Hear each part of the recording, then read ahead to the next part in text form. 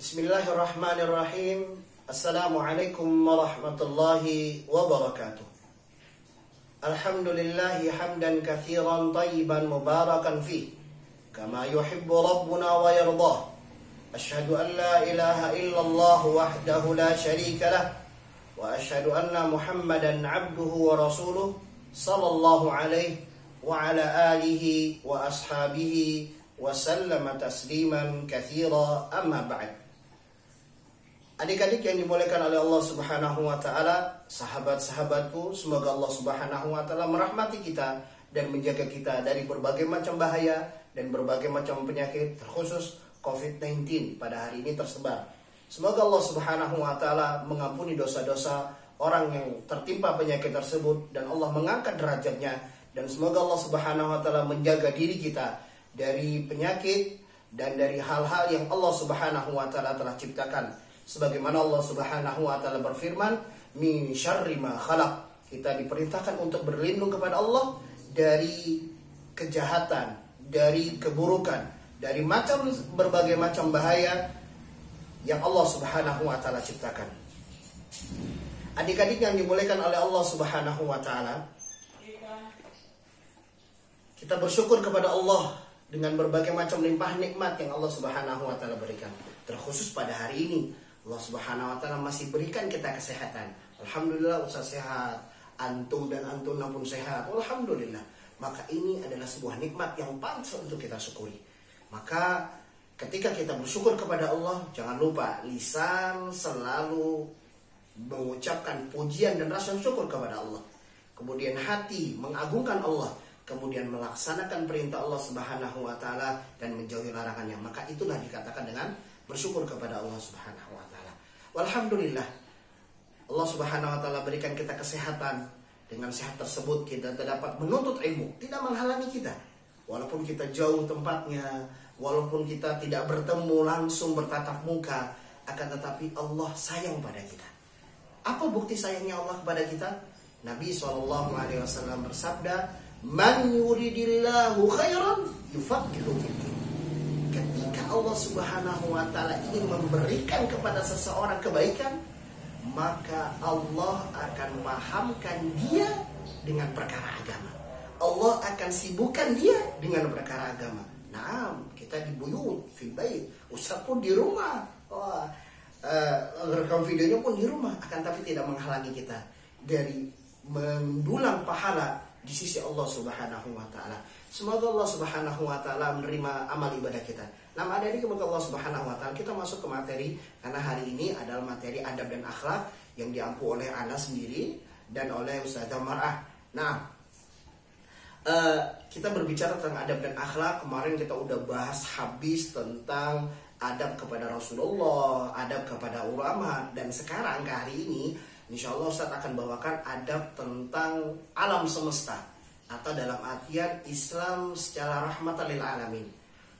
Dan kemudian materi yang kedua, Ustaz akan ngebahas tentang yang namanya adab kita terhadap hewan. Bagaimana kasih sayang kita terhadap hewan. Hewan butuh juga loh kasih sayang.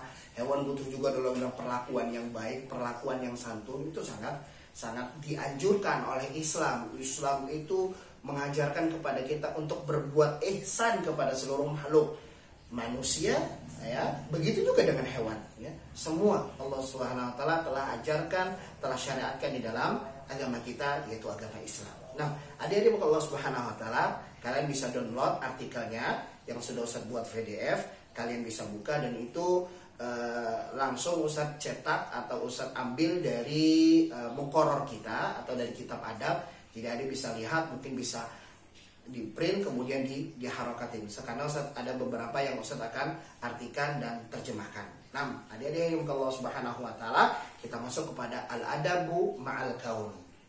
Nah, kita ketahui bahwasanya Islam itu adalah agama rahmat.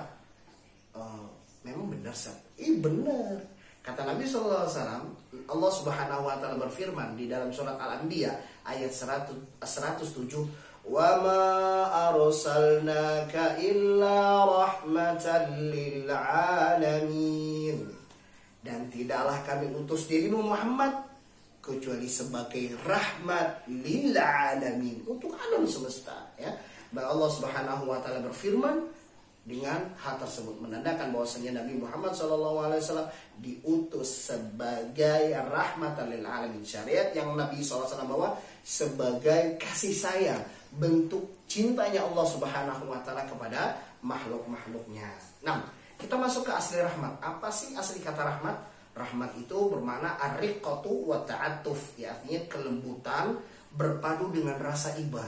Ini adalah yang dimaksud dengan rahmat. Sehingga Allah Subhanahu wa taala tidak menurunkan, tidak menciptakan kita dengan hamalan begitu saja, enggak. Tetapi Allah Subhanahu wa taala kirim syariat. Allah Subhanahu wa taala kirim para nabi, ya, untuk apa? Untuk seorang manusia dapat memilih, ya, dapat melihat, dapat mengambil ibrah pada setiap tuntunan-tuntunan yang Allah Subhanahu wa taala berikan ke atas permukaan bumi ini. Maka Islam benar-benar mengajarkan kepada kita sebuah keselamatan. Sehingga Ibnu Abbas pernah berkata, siapa saja yang beriman kepada Allah dan hari akhir, ditetapkan baginya rahmat di dunia dan di akhirat. Namun siapa saja yang tidak beriman kepada Allah dan Rasulnya, maka salah satu bentuk rahmat Allah, mereka tidak akan ditimpa musibah. Ini kasih sayang Allah Subhanahu wa taala. Sehingga Allah mempunyai sifat, nama dan sifat Allah itu Ar-Rahman.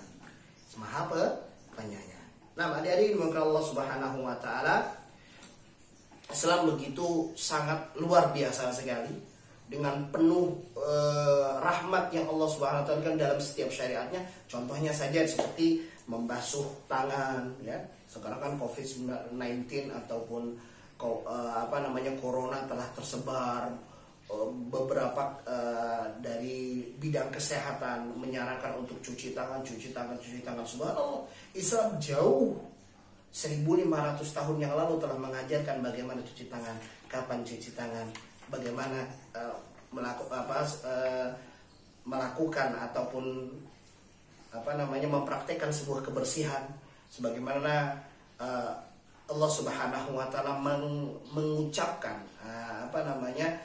menjelaskan bagaimana bentuk cintanya Allah kepada hambanya. Innallaha yuhibbut tawwabin wa yuhibbul mutatahhirin. Sesungguhnya Allah Subhanahu wa taala mencintai orang-orang yang suka membersihkan dirinya. Maka adik, waktu libur jangan gak mandi, tetap mandinya, walaupun gak sekolah tapi tetap mandi. Dan ini adalah salah satu daripada adab thalibul ilm. Jangan bangun tidur, ada tugas ya Allah, lihat HP, dengerin video Ustaz, sambil tillernya masih ada, ya, sambil rambutnya acak-acakan. Enggak, yang perempuan pakai jilbab, sudah mandi, bagus rapi, duduk di hadapan laptop atau duduk di hadapan gadgetnya untuk mendengarkan penjelasan saat ini pada hari ini. Makanya ada seorang thalibul ilm. Jadi bukan dengan celana pendek lah, kan di rumah sakinya. Akan tapi bagaimana kita memuliakan ilmu. Nah, adik-adik yang dirahmati dan dimuliakan oleh Allah Subhanahu wa taala, kita masuk ke pelajaran selanjutnya, yaitu tentang daruriyatul khams. Daruriyatul khams. Apa ini daruriyatul khams? Daruriyatul khams adalah 5 kebutuhan penting yang harus dijaga oleh kaum muslimin. Daruriyatul khams ini adalah syariat Allah, bagaimana syariat Allah menjaga yang namanya manusia. Dari sisi apa saja Ustaz? Dari sisi agama, dari sisi jiwa seseorang, dari sisi harta seseorang, dari sisi nasab seseorang, dan dari sisi Islam, sebagaimana Islam menjaga kehormatan seseorang. Mari kita lihat, ya, bagaimana Allah Subhanahu wa taala memberikan penjagaan dengan menurunkan syariatnya terhadap diri kita. Allah Subhanahu wa taala menjaga akal seseorang, ya. Menjaga akal seseorang, ya, kita awali dengan menjaga jiwa seseorang, ya. bagaimana Nabi SAW diturunkan kepada beliau syariat Islam oleh Allah Subhanahu wa taala agar menegakkan yang namanya qisas. Menangani qisas, hukuman bagi orang yang membunuh orang lain tanpa hak, ya.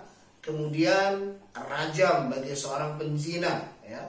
Dan ridah bagi orang yang kafir setelah berimannya. Ya, ini salah satu bentuk daripada Islam menjaga jiwa seseorang. Kemudian Islam menjaga al-aql, ya, menjaga akal seorang manusia. Ya, ini salah satu daripada bentuk kasih sayang Allah Subhanahu wa taala, ya. Sebagaimana Allah Subhanahu wa taala melarang kepada seseorang untuk meminum khamr. Minum khamr, nggak boleh minum khamr. Karena ketika seseorang meminum khamr, maka aqluhu zala. Aqluhu dha'a. Akalnya hilang.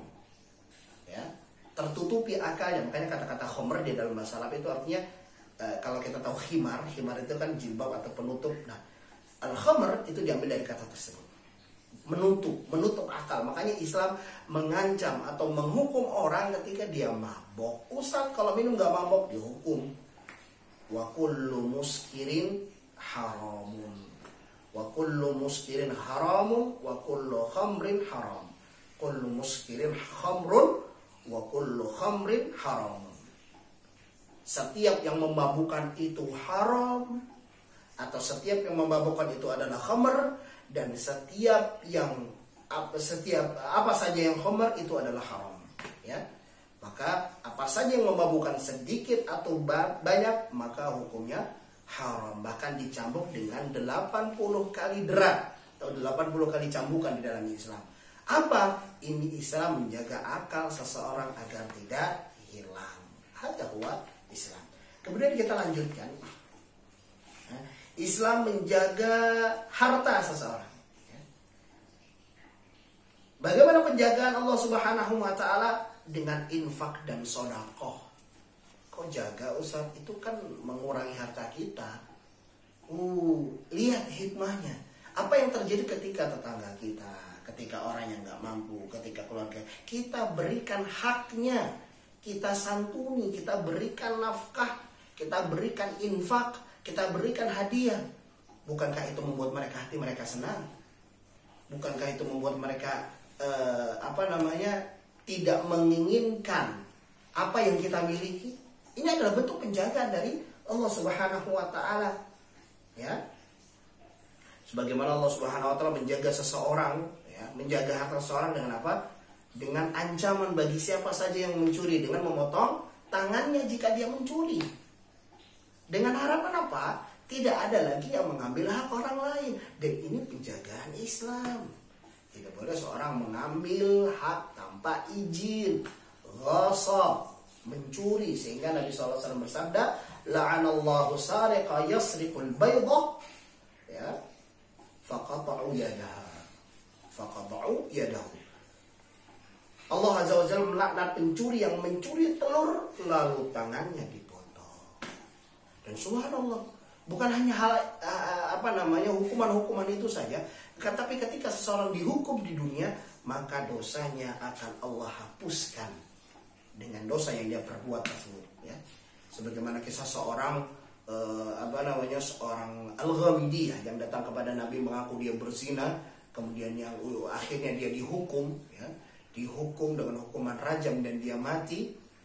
Kemudian dikatakan dalam sebuah riwayat, seandainya taubatnya perempuan tersebut dibagi kepada seluruh orang-orang Jaziratul Arabiyah, maka dapat memasukkan mereka ke dalam surganya Allah Subhanahu wa taala.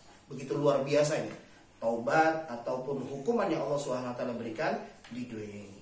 Nah, dan masih banyak yang lainnya yang berkenaan tentang penjagaan Allah Subhanahu wa taala terhadap akal, terhadap jiwa seseorang, terhadap harta seseorang. Salah satunya adalah kehormatan, ya.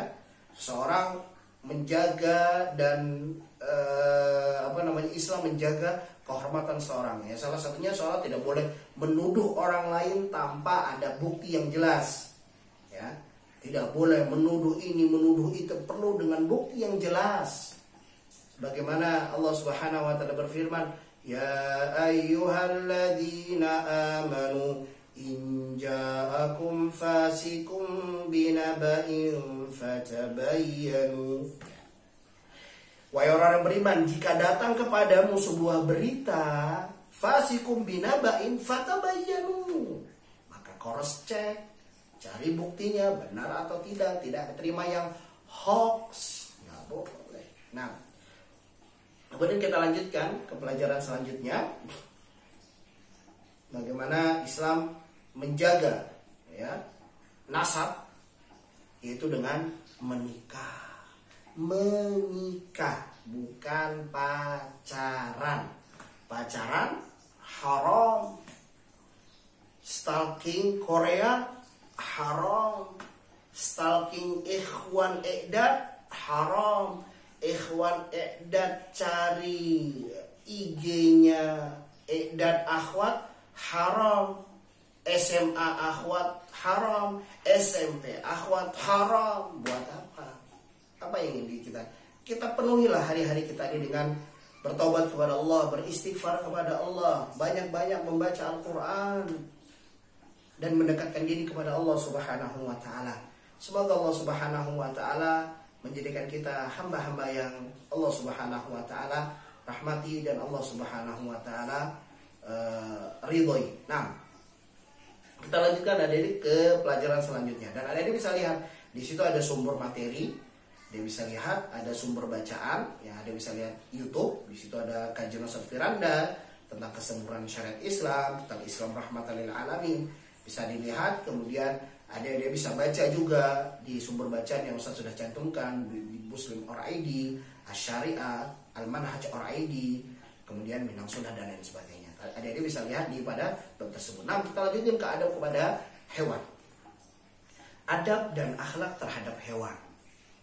Adab akhlak terhadap hewan, Islam telah mengajarkan kita tidak boleh melakukan hal-hal yang menyakiti mereka, kecuali pada hewan-hewan yang khusus yang terdapat di dalam sabda Nabi SAW untuk membunuhnya atau untuk mengusirnya. Seperti contoh kalajengking, ya.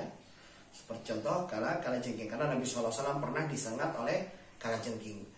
Begitu juga ketika ada anjing hitam dan beberapa hal-hal yang lainnya yang Nabi SAW telah sebutkan di dalam sabdanya. Nah, ini pun Ustaz sudah mengambil dari buku kita, muqarrar kita di kitab adab. Ada bisa lihat yang tidak bawa buku, yang bisa dilihat di sini Al-Adabu Ma'al Hayawan. Yang pertama, Islam benar-benar rahmatan lil alamin, sehingga menjaga segala sesuatunya sampai hewan pun mendapatkan kasih sayang. Dan kita banyak mendapatkan kisah, ya, sebagaimana kasih sayang Nabi SAW ketika mendengarkan keluhan dari unta yang menangis karena mendapatkan beban yang berat dari tuannya. Begitu juga Nabi SAW pernah menghentikan tangisan dari bekas potongan pohon kurma yang Nabi SAW biasa berdiri di sana untuk menyampaikan firman-firman Allah dan sabda Nabi SAW. Dia bersedih dan rindu kepada Rasulullah sehingga terdengar isakan tangis, dan Nabi SAW pun mendatanginya, dan ini termasuk mukjizat dan hanya Allah Subhanahu wa ta'ala yang mengetahui akan hal ini. Yang pertama dari adab al-hayawan adalah it'amuha wa saqyuha idza ja'at. Yang pertama, memberi makan dan memberi minum, ya. Kita sering nih di rumah ataupun kadang di warung makan ada lihat kucing ngeong, ya. Biasa kucing kan, gak mungkin macan, ya. Kucing yang datang, kalau macan mah kita lari, gitu. Kucing ya, meong, gitu kan, maka kita kasih makan, ya. Mungkin beberapa sebagian dari apa yang kita makan di warung tersebut kita berikan, ataupun ada tulang atau daging yang mungkin ingin kita berikan, kita campurkan nasi, kita kasih ke depan, entah itu kucing, ya, atau hewan-hewan yang lain yang memakan. Yang jelas ini adalah bentuk kasih sayang kita terhadap hewan. Kemudian memberi minum dia, ya, menyediakan minum, bukan hanya makan tapi menyediakan minum. Sebagaimana sabda Nabi SAW, fi kulli dzati kabadin hira'un ajr. Setiap yang mempunyai ruh, ya, maka ketika kita berbuat baik kepadanya ada ajar di sisi Allah. Apa itu ajar? Itu pahala di sisi Allah Subhanahu wa taala. Ya. Dan ini kepada seluruh hewan, sebagaimana Nabi SAW bersabda, "Man la yarham la yurham." Barang siapa tidak sayang, maka tidak akan disayang. Maka sayangilah orang lain, maka engkau akan disayang. Sebagaimana Nabi SAW bersabda di hadis yang lain, "Irhamu man fil ardi yarhamukum man fis sama." Cintai dan sayangi orang-orang yang di atas permukaan bumi ini, maka seluruh yang ada di langit akan mencintai dirimu. Masya Allah. Seluruh yang di langit itu para malaikat, orang-orang mulia, makhluk-makhluk mulia, ya, akan mencintai. Begitu juga Allah Subhanahu wa taala. Di hadis Nabi SAW sebutkan, ketika Allah mencintai seorang hamba, maka Allah akan mengabarkan kepada Jibril, aku mencintai fulan bin fulan. Maka Jibril mengabarkan kepada seluruh malaikat bahwasanya Allah mencintai fulan bin fulan dan seluruhnya mencintai fulan bin fulan tersebut. Kemudian mulailah cinta itu turun kepada seluruh makhluk yang ada di atas permukaan bumi ini. Tapi ingat, cintanya karena Allah, bukan cintanya karena syahwat, cintanya karena nafsu belaka. Salah satunya adalah pacaran.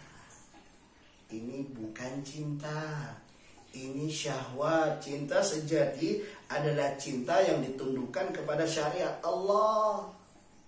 Sahih? Jadi Allah Subhanahu wa taala, ini adalah adab yang pertama yang dilakukan, ya, yang seharusnya seorang muslim mengerti. Yang seharusnya seorang muslim mengetahui bagaimana cara dia mengamalkan agamanya dengan berkasih sayang terhadap hewan. Kemudian yang kedua, rahmatuhu wal isfaqu 'alaiha. Sayang. Sayang terhadap mereka, ya. Salah satu tadi bentuknya adalah dengan cara memberi makan, dan di sini adalah membiarkan mereka tanpa memperlakukan hal-hal buruk terhadap mereka. Contohnya di sini disebutkan bahwasanya, ya, adik-adik bisa lihat kalau yang ada di dalam tanda kurung itu adalah hadis-hadis Nabi. Nabi SAW bersabda, "La'anallahu man ittakhadha syai'an fi ruh ghardan." Allah melaknat menjadikan sesuatu yang ada ruhnya itu sebagai ghardan. Jadi cari ayam buat ditembak sama tembakan mainan itu loh. Salam tembakin ayam. Allah. Nggak ada salah, ayam cuma ditembak. Kucing cuma lewat nyiau ditendang. Dan di sini menjadikan arah panah, misalkan, nah Ustaz, burung mana ya mau mau dipanah, dicari. Ada tuh. Buat main-main saja, atau beli burung dipasang, dipakuk, misalkan disalib burungnya buat dijadikan sasaran. Maka ini adalah sesuatu yang terlaknat. Apa itu laknat? Sesuatu yang tidak akan mendapatkan rahmat Allah Subhanahu wa taala, dan Allah benci dengan orang seperti ini, ya. Tidak boleh menjadikan sebagai gharb, sebagai arah panah, arah tujuan tembak. Apa sih bahasanya, ya? Menjadikan arah lah, menjadikan sasaran, ya. Lain kalau kita buat buat memang kita mau makan, kita berburu, itu berbeda halnya berburu. Tapi ini untuk menjadikan sasaran ataupun main-main saja. Atau di dalam bahasa sobrol bahaim, ya. Sobrol bahaim ini sudah beberapa lihat di YouTube bagaimana bahasa Inggrisnya, ya.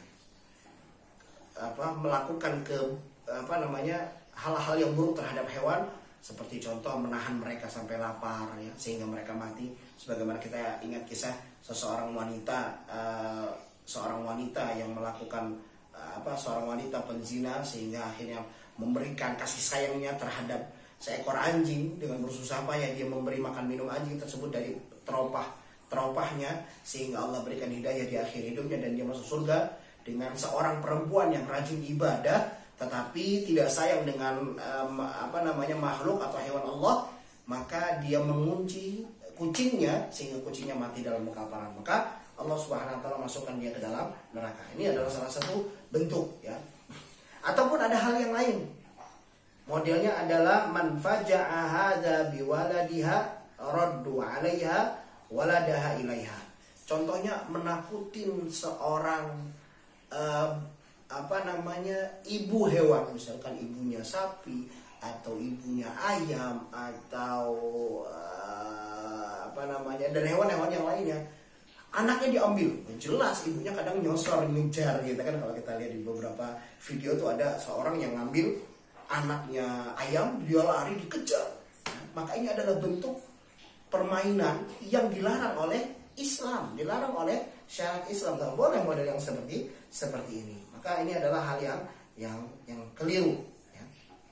Maka sewajarnya kita sebagai hamba Allah menjauhi hal-hal tersebut. Nah, jadi maka Allah Subhanahu wa taala di sini pun Ustaz sudah mencantumkan beberapa hadis-hadis yang berkenaan tentang adab kepada hewan. Ada yang bisa baca dan bisa hafalkan ya hadis-hadis ini. Semoga Allah Subhanahu wa taala merahmati kita dan menjadikan kita hamba-hamba yang menyebarkan kasih sayang kepada seluruh umat, kepada seluruh makhluk ya, dengan rasa rahmat sayang kita dan rasa empati atau ibah. Nah, jadi bisa juga melihat di sumber video yang Ustaz sudah cantumkan di sini dan beberapa artikel-artikel dari internet yang kalian bisa baca terlebih dahulu. Nah, kemudian ada beberapa soal nih yang atau kuesioner sih bahasanya. Biar kalian jawab, nanti ditulis di kertas atau di buku, kemudian kalian foto, kemudian kirim ke nomor Ustaz ya. Jadi kirim foto kemudian kirim ke nomor Ustaz. Nah, apa saja soal-soalnya? Yang pertama adalah apa sih makna rahmat secara bahasa? Apa makna rahmat secara bahasa? Tulis dengan bahasa Arab plus artinya ya. Kemudian yang kedua, sebutkan 2 hikmah dari ditetapkannya hukum qisas. Tadi Ustaz sih nggak bahas, cuman kalian kan bisa baca tuh. Saya sudah cantumkan di artikel, kalian bisa baca dan lihat apa hikmah daripada ditegakkannya hukum qisas. Nah, kemudian yang ketiga, apa sih daruriyatul khams? Daruriyatul khamsah. Ya, bahasanya daruriyatul khamsah. Apa sih? Kemudian sebutkan contohnya. Kan ada 5 tuh Ustaz sebutkan. Contohkan 1, 2, 3, 4, 5. Apa saja. Kemudian nomor 4, sebutkan adab ya, adab dalam Islam ya terhadap hewan atau kasih sayang. Sebutkan 2 bentuk kasih sayang Islam terhadap hewan seperti apa. Kemudian yang terakhir ya, tuliskan hadis beserta terjemahnya ya yang yang Islam mewajibkan seseorang untuk berbuat ihsan ya. Islam mewajibkan untuk berbuat ihsan kepada seluruh makhluknya ya. Islam mengajarkan satu lagi yang terakhir adalah menuliskan hadis yang dengan bahasa Arab beserta terjemahnya, yaitu tentang apa Allah Subhanahu wa taala mewajibkan ihsan kepada seluruh makhluknya. Mungkin ini saja yang dapat Ustaz sampaikan. Yang benar datang dari Allah Subhanahu wa taala, kekeliruan itu datang dari Ustaz sendiri, dari kurangnya ilmu Ustaz. Marilah kita berdoa kepada Allah agar Allah Subhanahu wa taala menjaga diri kita, keluarga kita dan kaum muslimin dari berbagai macam penyakit, dan semoga Allah Subhanahu wa taala sehat walafiatkan kita. Dan marilah kita tutup majelis kita yang mulia ini dengan doa kifaratul majelis. Subhanakallahumma wa bihamdika asyhadu an la ilaha illa anta astaghfiruka wa atubu ilaik. Assalamualaikum warahmatullahi wabarakatuh.